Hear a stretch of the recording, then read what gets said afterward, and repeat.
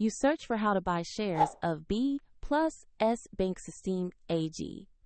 B+S Banksysteme AG develops cash handling and bank automation equipment and trades on Xetra under the ticker DTD2.DE.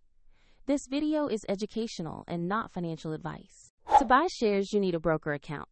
I will use eToro as an example to show the process. After registering, you will be asked to verify your account, usually with an identity document, and to add funds before buying.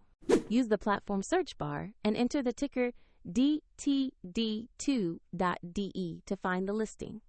Double-check the search results to make sure you select the correct B+S Banksysteme AG listing on Xetra.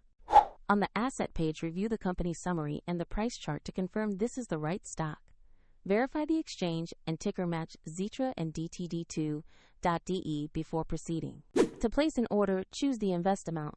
Select buy and review the order details carefully before confirming. If the market is closed, the platform may schedule the order, and if funds are insufficient, you will be prompted to add money before the purchase completes. Once executed, the position will appear in your portfolio for monitoring. For convenience, the eToro link is in the description if you want to follow the same steps.